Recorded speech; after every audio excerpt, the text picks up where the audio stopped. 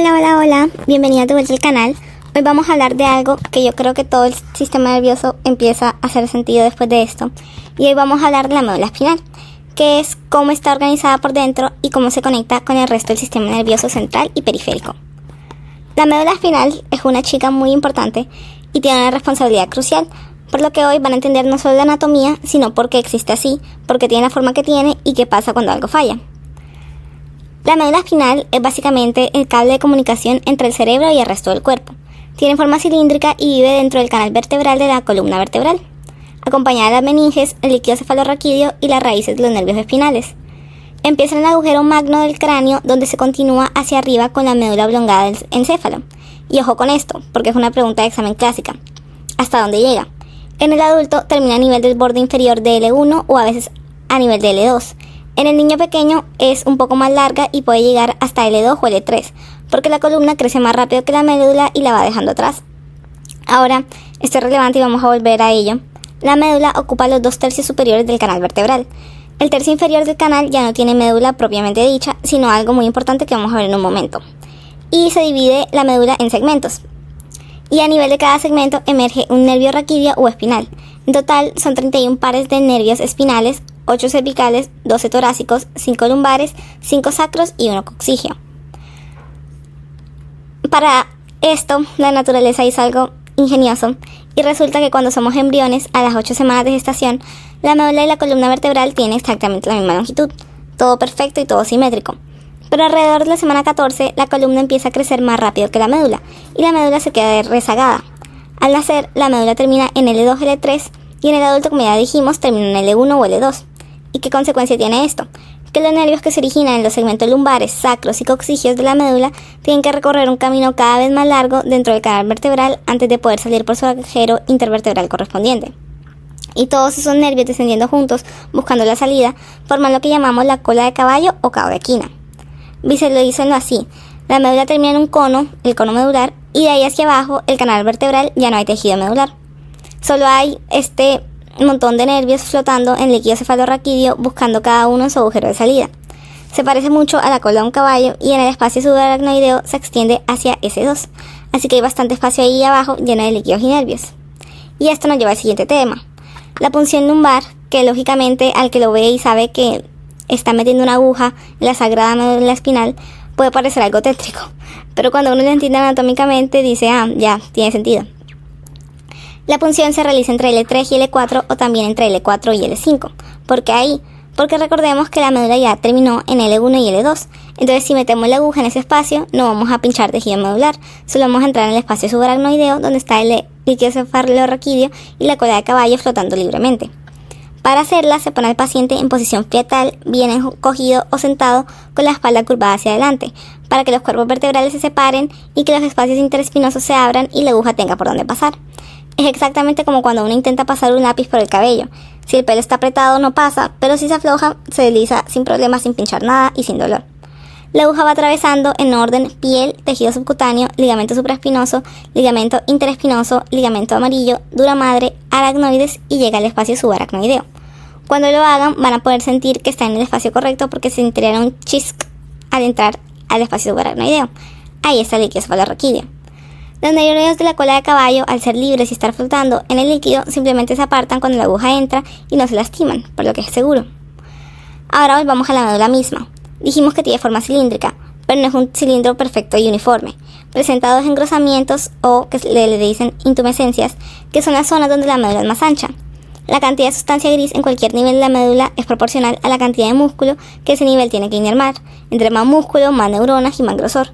La intumescencia cervical se encuentra entre C5 y T1 con una ligera variación de persona en persona. De aquí emergen las raíces nerviosas que forman el plexo braquial, que inerva los miembros superiores, las manos, los brazos, los hombros, y todo eso necesita muchísimo control neurológico, especialmente los movimientos finos de los dedos, y por eso esta zona es notablemente más gruesa. La intumescencia lumbosacra se encuentra entre L1 y S3, con el grueso entre T10 y L2. De aquí emergen las raíces del plexo lumbosacro, que inerva los miembros inferiores, las piernas, los pies y los muslos. Cuando la médula llega a su fin, no termina de forma abrupta. Se afina progresivamente formando el cono medular, que es exactamente lo que el nombre describe, una terminación cónica. y del vértice de ese cono sale un filamento delgadísimo de tejido conductivo llamado filum terminal. Esta es una prolongación de la pía madre, la membrana más interna que recubre la médula, y tiene dos porciones. La porción interna del filum terminal viaja hacia abajo dentro del saco dural hasta el nivel de S2, recubierta de pía madre y de aracnoides, y está llena de líquido cefalorraquídeo. Luego perfora el saco de la dura madre y continúa como filum terminal externo, también llamado ligamento coxígeo, que viaja hasta insertarse en el vértice del coxis, anclando en la médula a su posición inferior. Ahora, algo interesante es que la pía madre también forma los ligamentos dentados, que son pliegues laterales que se extienden desde la médula hacia la dura madre, intercalándose entre las raíces anteriores y posteriores. Son como tiras que sostienen la médula dentro del canal, evitando que se mueva demasiado. La pía madre, en resumen, es la que más trabaja de las tres meninges en términos del sostén mecánico. Si tomamos a la médula y miramos desde afuera, veremos una serie de surcos y fisuras que la delimitan en sentido longitudinal. La fisura media anterior es la más profunda y corre por la línea media en la cara anterior. La fisura media posterior es la más superficial y recorre la cara posterior. Luego tenemos los surcos colaterales posteriores a cada lado de la superficie posterior, que marcan exactamente dónde entran las raíces posteriores de los nervios espinales, y los surcos colaterales anteriores en la cara anterior corresponden a donde salen las raíces anteriores. Y hay uno más que solo existe en las partes altas de la médula, por encima de T6, que es el surco paramediano posterior, que se forma entre el surco colateral posterior y el surco medio posterior. Y lo que es muy interesante es que si hacemos un corte transversal de la médula, vemos dos tipos de tejidos claramente diferenciados. Por fuera está la sustancia blanca que rodea a la gris. Su color blanco se debe a la alta proporción de fibras nerviosas mielinizadas. Es rica en fibras nerviosas, neuroglia y vasos sanguíneos organizadas en grandes haces o tractos que ascienden y descienden. La sustancia blanca se organiza en tres cordones: posterior, lateral y anterior. En el centro, con forma de mariposa, o los que son más aburridos la describen como una H, está la sustancia gris, que es un núcleo interno rico en cuerpos neuronales multipolares, sus prolongaciones, neuroglia y vasos. Contiene el conducto epidimario en el centro. Ahora, algo significativo que muchas veces no se explica bien es que la proporción de la sustancia blanca y gris cambia según el nivel de la médula.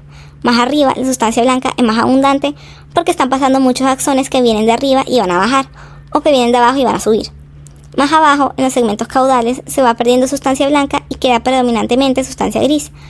¿Por qué? Porque los axones motores se originan en niveles superiores y van saliendo progresivamente, y los axones sensitivos que suben van llegando de a poco.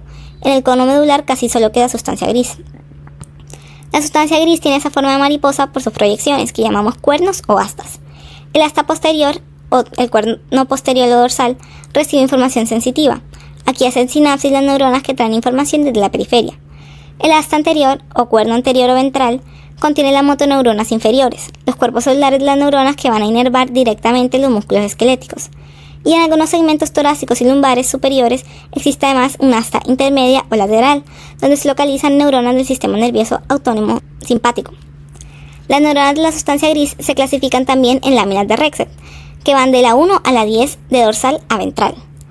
Las láminas 1 a 4 son sensaciones exteroceptivas, o sea, dolor, temperatura, tacto grosero. Las láminas 5 a 6 se relacionan con sensaciones propioceptivas. La lámina 7 es la zona de relevo entre mesencéfalo y cerebelo e incluye el núcleo dorsal de Clark. La lámina 8 modula la actividad motora, la lámina 9 es el principal área motora de la médula donde están las motoneuronas y la lámina 10 rodea el conducto central y contiene la neuroglia. Bien, ahora hablemos de cómo la médula se conecta con el sistema nervioso periférico. Cada nervio espinal se forma por la unión de dos raíces, una raíz anterior o ventral que tiene función motora y una raíz posterior o dorsal que tiene función sensitiva. La raíz posterior tiene asociado un ganglio de la raíz dorsal, que contiene los cuerpos celulares de las neuronas sensitivas de primer orden. Estas neuronas son pseudobipolares. Un extremo de su axón termina en un receptor sensitivo en la periferia y el otro extremo entra a la médula por la raíz posterior. Las dos raíces se fusionan justo después del ganglio y forman el nervio espinal, que inicialmente es mixto, o sea que tiene tanto fibras motoras como sensitivas. A medida que se ramifica, esas fibras se van separando y especializando hacia sus destinos específicos. Cuando las fibras sensitivas entran a la médula por la raíz posterior, se dividen en dos grupos que viajan por caminos distintos según el tipo de información que llevan. Acá muchos se confunden, así que vamos despacio. Las fibras tipo A son gruesas y muy mielinizadas. Entran por la división medial de la raíz posterior y llevan información de propiocepción consciente e inconsciente, tacto discriminativo fino, vibración y sentido de peso. Estas fibras no hacen sinapsis en la médula. Entran y ascienden directamente por los cordones posteriores hasta el tronco encefálico, donde hacen su primera sinapsis. O sea que van en express, no paran en ninguna estación hasta llegar a su destino. Las fibras tipo C son delgadas y poco mielinizadas. Entran por la división lateral de la raíz posterior y llevan información de dolor, temperatura y tracto grosero. Estas sí hacen sinapsis dentro de la médula, en las neuronas del asta posterior. Esta distinción entre fibras gruesas y delgadas tiene una consecuencia clínica que probablemente han experimentado sin saberlo. Cuando se golpean y después se soban la zona o se aplican mentol o lo que sea, están enviando señales de tacto y temperatura por las fibras tipo A, y esas señales compiten con las señales de dolor en las vías del sistema nervioso. El cerebro recibe ambos tipos de información y la percepción de dolor disminuye, engañándolo a sentir más lo que ustedes quieren. La teoría que explica esto se llama la teoría de la compuerta del dolor. Ahora que sabemos qué tipo de fibras entran, veamos cómo sube esa información al cerebro. Las vías ascendentes se dividen principalmente en dos sistemas grandes. El sistema del cordón posterior, o sea el lemnisco medial, lleva las fibras tipo A, propiocepción consciente, tacto discriminativo, vibración, sentido de peso, discriminación entre dos puntos. Está compuesto por dos fascículos. El fascículo grácil, ubicado medialmente, lleva información de los miembros inferiores, y el fascículo cuneiforme, ubicado lateralmente, lleva información de miembros superiores desde T6 hasta de arriba. El recorrido es así. La primera neurona tiene su cuerpo en el ganglio de la raíz dorsal. Su axón entra a la médula y asciende por el cordón posterior sin hacer sinapsis, hasta llegar al núcleo grácil o cuneiforme en la parte inferior del bulbo raquídeo. La segunda neurona nace en esos núcleos bulbares. Sus axones se decusan y cruzan al lado contrario, formando al lemnisco medial, que asciende hasta el tálamo, específicamente al núcleo ventral posterolateral del tálamo si vienen del cuerpo, o al núcleo ventral posteromedial si vienen del cuello hacia arriba.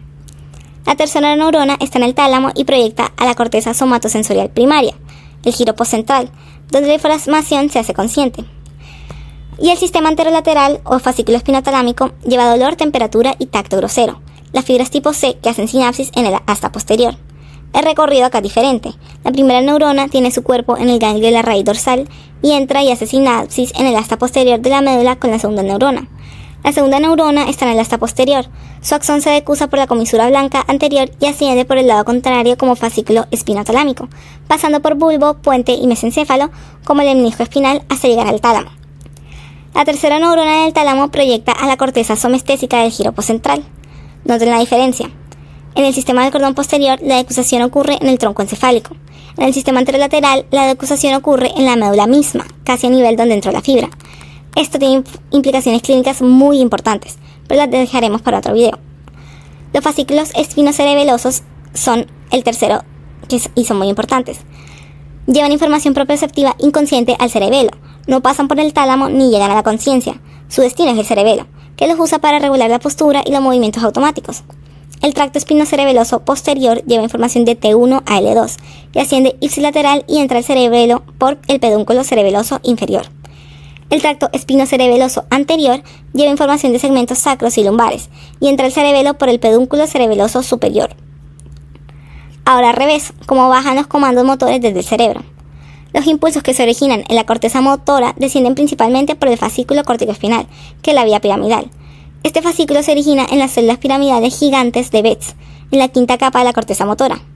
El 90% de estas fibras se decusan en el tronco encefálico, en la decusación de las pirámides en el bulbo, y ascienden como tracto corticoespinal lateral por el cordón lateral de la médula. Controla la musculatura distal, especialmente los movimientos finos de manos y dedos. El 10% restante no se decusa en el tronco y asciende como tracto corticoespinal anterior por el cordón anterior, controlando la musculatura proximal y axial. Cuando estas fibras llegan a su nivel destino en la médula, hacen sinapsis en el asta anterior con las motoneuronas inferiores, la neurona del tercer orden, que son el paso final hacia el músculo. Existe también el fascículo corticonuclear, que en lugar de bajar hasta la médula, hace sinapsis en los núcleos de los nervios craneales en el tronco encefálico. Este controla la musculatura de la cara, cabeza y cuello. Y luego está el sistema extrapiramidal, formado por los tractos rubroespinal, reticuloespinal, vestíbuloespinal, tectoespinal y olivoespinal. Todos tienen en común que su función principal es controlar la musculatura proximal, la postura y los movimientos automáticos. Son los que nos mantienen de pie sin que tengamos que pensarlo. Y brevemente, porque esto se merece su propio video, hablemos de las meninges que rodean a la médula. De adentro hacia afuera, la pia madre está pegada directamente a la médula, es muy vascular y forma los ligamentos dentados y el filum terminal. La aracnoides, entre ella y la pia madre corre el líquido cefalorraquídeo en el espacio subaracnoideo, y la dura madre, que es la más externa y se atraviesa por estructuras venosas y termina en S2.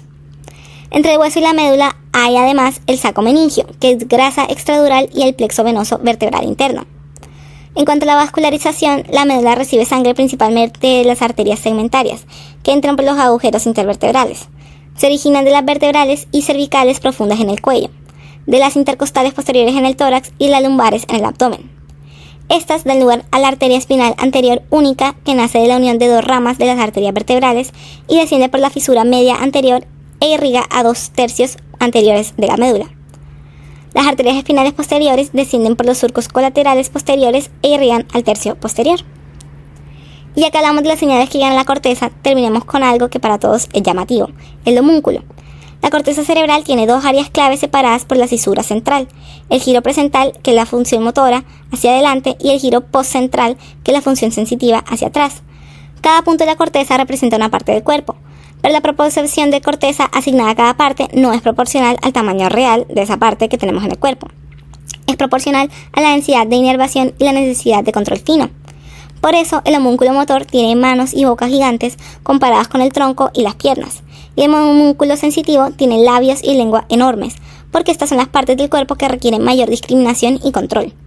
Una cosa más a recordar es que como las vías se decusan, o sea que van al lado opuesto, la corteza derecha controla y recibe la información del lado izquierdo del cuerpo, y viceversa. Yo sé que fue mucho, pero lo logramos. Ahora hagamos un recuento rápido de lo más importante. La médula espinal es el cable de comunicación del sistema nervioso central. Termina en L1 o L2 en el adulto. Y de ahí hacia abajo solo quedan los nervios de la cola de caballo flotando en el líquido cefalorraquídeo. Tienen dos engrosamientos para los plexos de los miembros. Por dentro, la sustancia gris en forma de mariposa contiene los cuerpos neuronales y la sustancia blanca contiene los axones organizados en fascículos ascendentes y descendentes. Las vías sensitivas suben usando dos sistemas principales: el cordón posterior para tacto fino y propiocepción, que decusa en el tronco, y el espinotalámico para dolor y temperatura, que decusa en la médula misma. Las vías motoras bajan principalmente por el fascículo córtico-espinal, que decusa en el bulbo y hacen sinapsis en el asta anterior. Todo esto, toda la arquitectura, existe para que en este momento ustedes puedan leer estas palabras, mover los dedos, sentir la temperatura y saber exactamente dónde están las partes de su cuerpo sin tener que mirarlas. Si este video les fue útil, por favor comenten, comparten, y si tienen preguntas, por favor las dejen en los comentarios porque me encanta responderlas. Yo soy la doctora Valentina y nos vemos en el siguiente. Chaito.